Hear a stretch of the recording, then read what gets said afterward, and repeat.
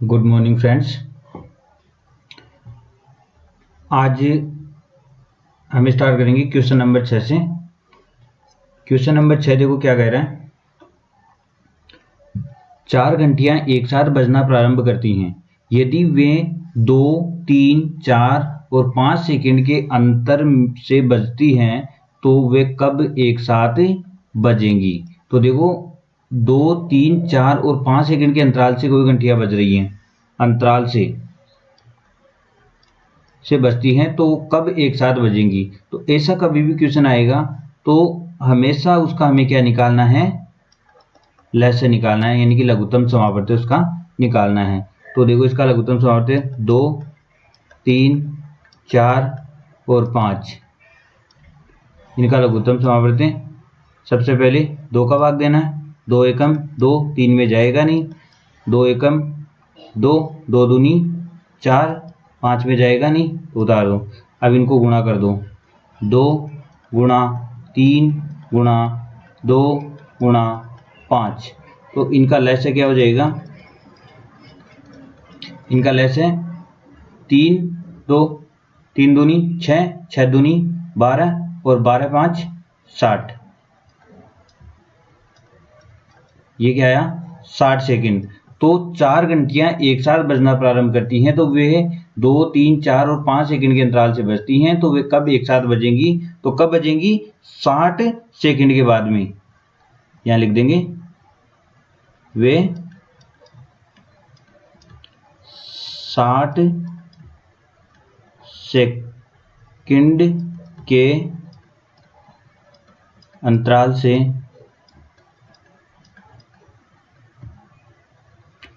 से या 60 सेकंड के बाद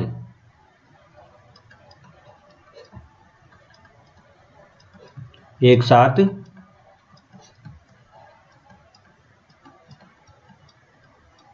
बजेगी। ठीक है। अगला, अब देखो अगला है मैस है। अब हमने पहले क्वेश्चन किए वो लसागु की थी, यानी कि लघुत्तम समापवर्ती।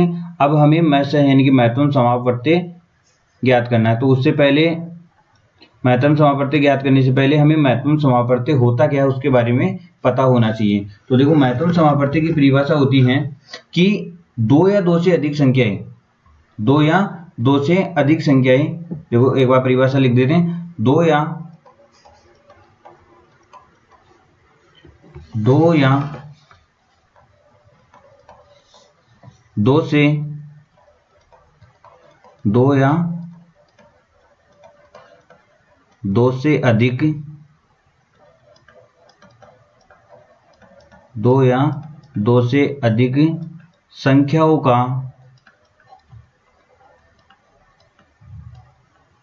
महत्तम समापवर्ती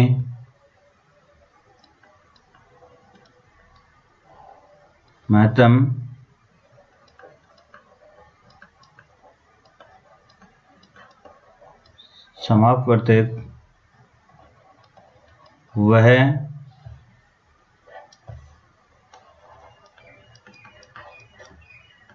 बड़ी से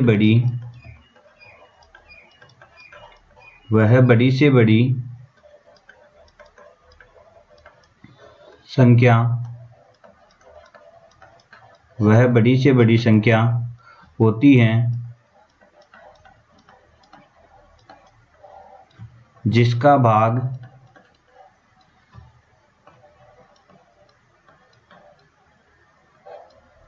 पूरी तरह से या पूरी तरह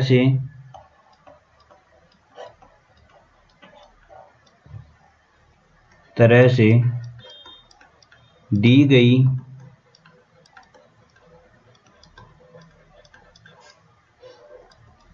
गई संख्याओं में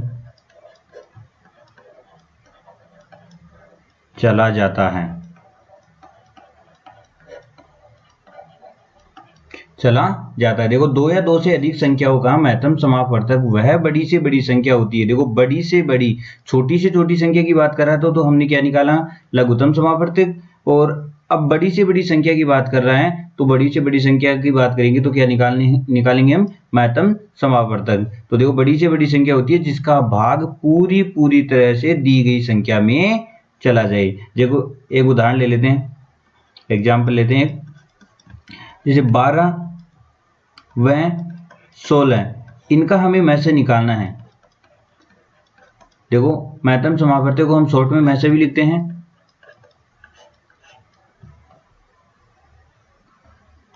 तो 12 और 16 का में से निकालना है। तो सबसे पहले हमें क्या करना होगा, सबसे पहले 12 का हमें अभाज्य गुणनखंड करने हैं। तो अभाज्य गुणनखंड करेंगे तो पहले 2 का जाएगा 6, फिर 2 का जाएगा 3, और इसी प्रकार 16 में सबसे पहले 2 का 8 बार, फिर 2 का 4 बार, फिर 2 का 2 बार।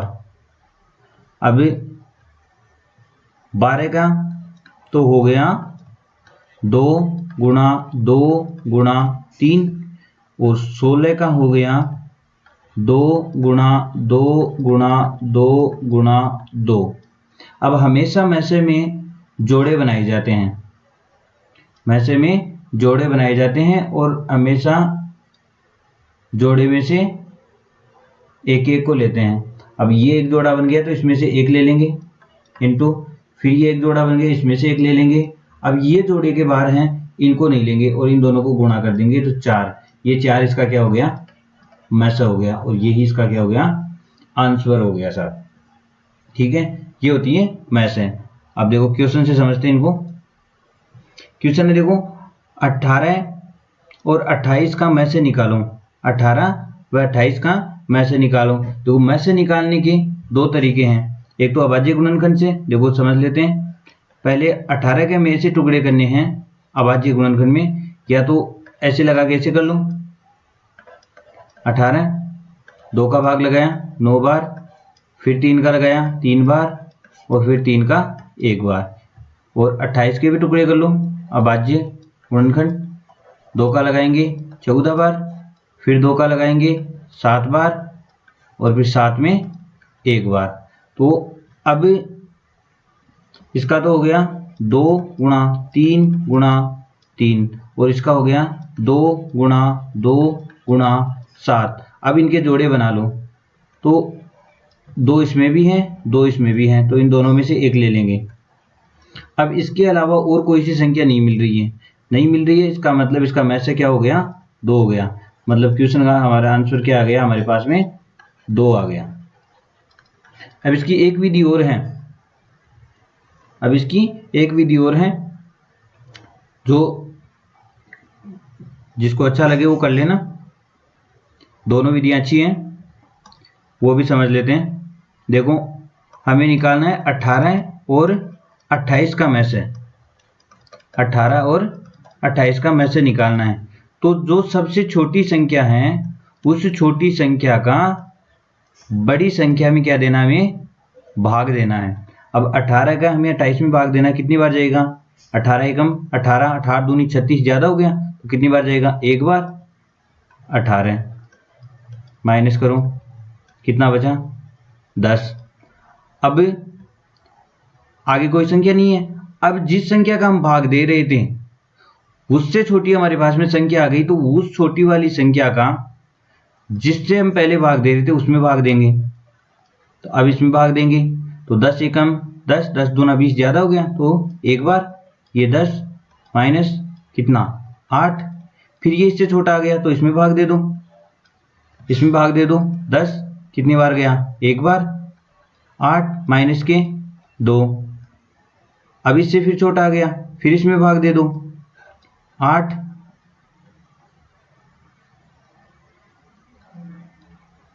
4 बार जाएगा, 4 दूना 8, 0। अब कहां पर आकर कंप्लीट हुआ, यहां पर आकर के ये भाग पूरा हो गया। अब इसके आगे कोई संख्या नहीं बची, यानी कि अंत में हमने किस संख्या से भाग दिया, 2 से भाग दिया तो इसका में से क्या आ गया, 2 आ गया। इस प्रकार में से हम 2 प्रकार से ज्ञात कर सकते हैं, जो भी आपको अच्छा लगे, दोनों तरीके अच्छे हैं। अगला क्वेश्चन देखिए, 20, 35 और 45 का में से निकालो। तो 2 तरीके हैं, कोई से भी तरीके से कर सकते हैं। सबसे छोटी वाली संख्या का उससे बड़ी वाली संख्या में भाग देना है। तो इससे बड़ी संख्या कौन सी है, 35 या 45? कौन सी होगी, 35 होगी। तो 35 का भाग देंगे, 35 में भाग देंगे। कितनी बार जाएगा, एक बार। 20 एकम 20, घटाएंगे तो कितने बचेंगे, 5। 3 में से 2 गए तो 1, ये इससे छोटा आना चाहिए, आ गया।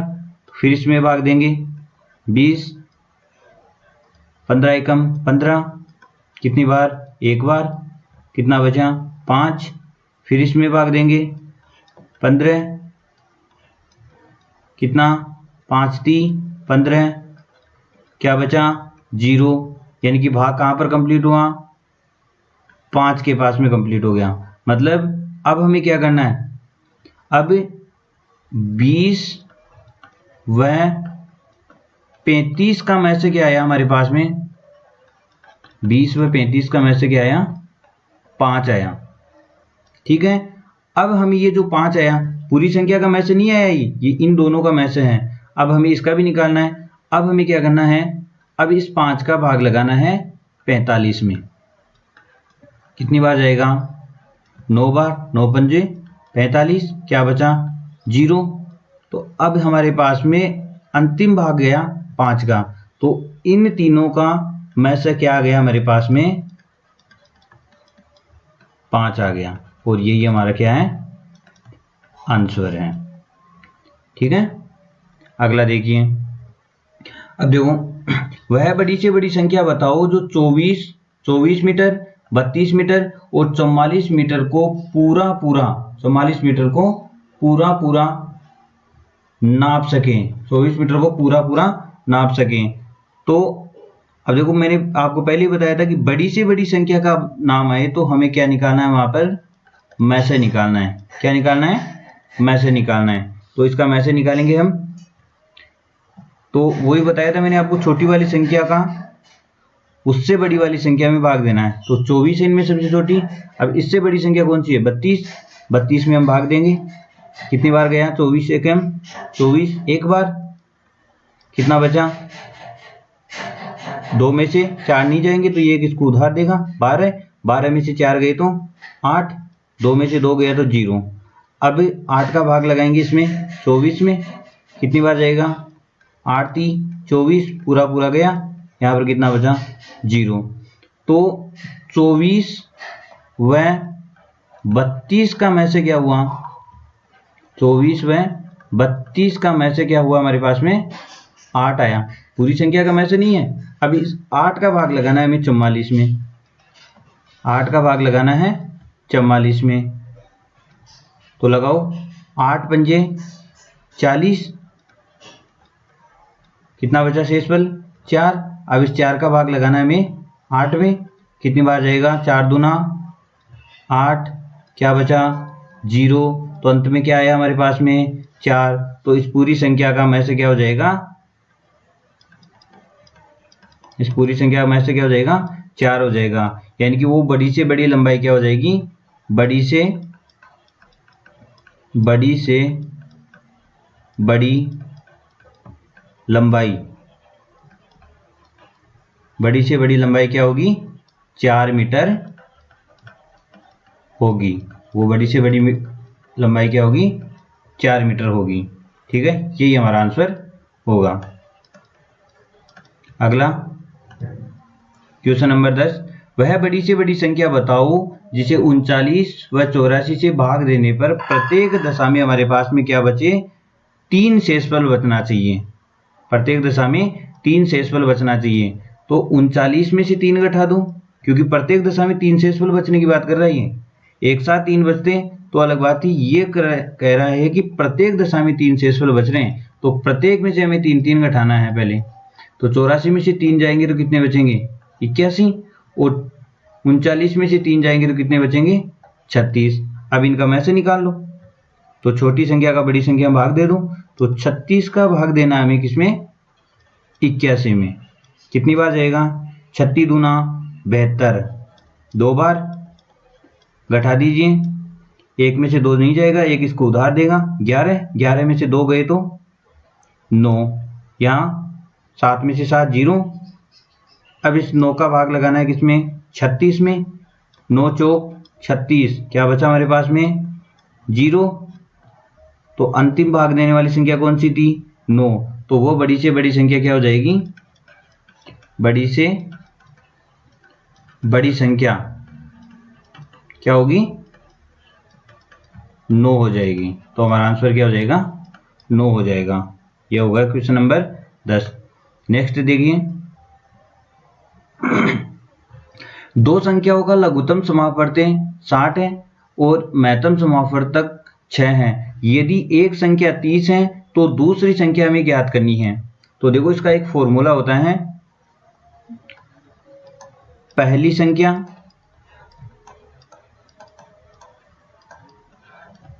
इंटू दूसरी संख्या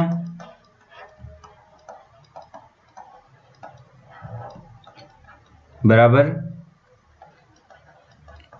लघुत्तम समापवर्तक इंटू महत्तम समापवर्तक। अब इसमें फॉर्मूले में मान रख दो, हमें क्या देगा, लघुत्तम समापवर्तक यानी कि 60 यहाँ रखो, इंटू महत्तम समापवर्तक ये 6 यहाँ रखो, पहली संख्या 30 और दूसरी संख्या में पूछी है, तो ये इंटू में है और ये गुणा में कोई संख्या होगी तो हम दूसरी तरफ उसे लेके जाएंगे तो वो भाग में जाएगा। तो दूसरी संख्या बराबर 60 इंटू 6 बटावा 30, 30 एकम 30, 30 दूना 60, 2 बार गया पूरा पूरा, 6 को 2 से गुणा करेंगे तो 12, तो दूसरी संख्या क्या हो जाएगी, 12 हो जाएगी। और यही हमारा आंसर हुआ। आज के लिए इतना ही, बाकी के क्वेश्चन हम कल लहसे और मैसे के एक साथ करेंगे। तो आज के लिए इतना ही, थैंक यू। वीडियो को लाइक शेयर और सब्सक्राइब करना ना भूलें।